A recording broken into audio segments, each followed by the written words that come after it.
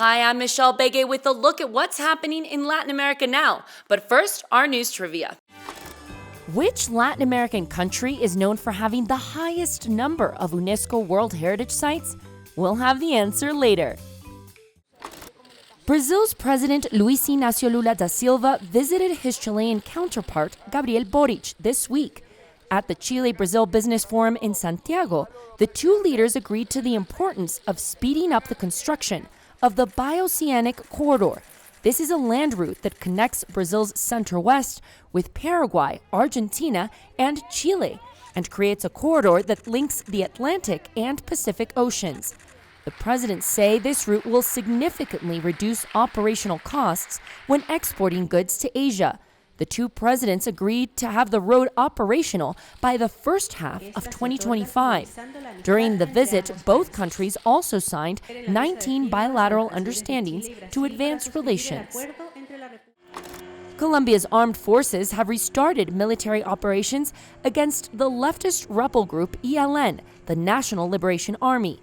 The decision to restart the military offensive comes as the 6-month ceasefire between the rebel group and the government ends. Peace talks have frozen recently as the ELN ended its suspension of kidnappings as a way of financing their war. Experts say several other things have made peace negotiations difficult, including the group's radical positions, a diffused chain of command, and dissent within its ranks. Now let's go to my colleague Dan Collins in Peru, who has a special report. The appearance of dozens of uncontacted indigenous Mashco-Piro men and boys on a beach in the Peruvian Amazon sparked huge worldwide media coverage last month.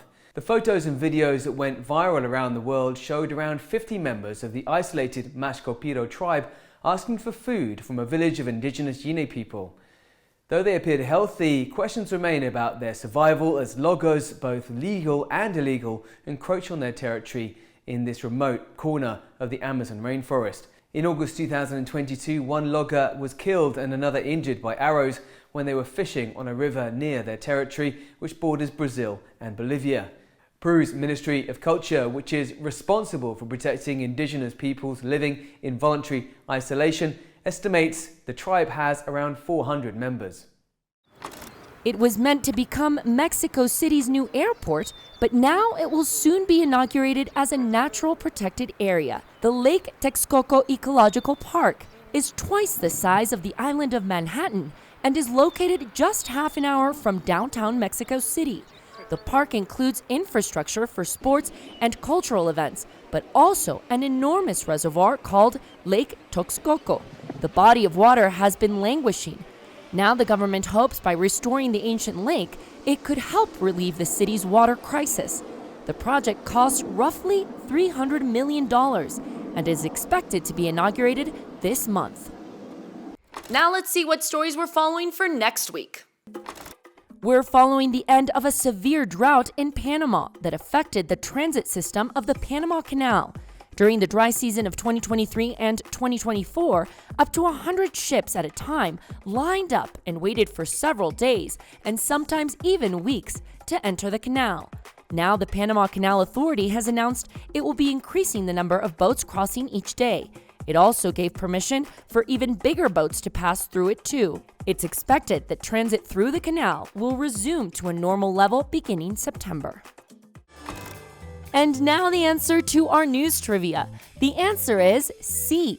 Mexico has 35 UNESCO World Heritage Sites. 27 are cultural sites, 6 are natural sites, and 2 are mixed. Sites include the Teotihuacan Valley with its pyramids of the sun and moon, and the agave landscape, which contains the facilities used to make tequila. Cultivating the blue agave plant has been part of the cultural heritage since the 16th century. UNESCO is an abbreviation for the United Nations Educational, Scientific, and Cultural Organization.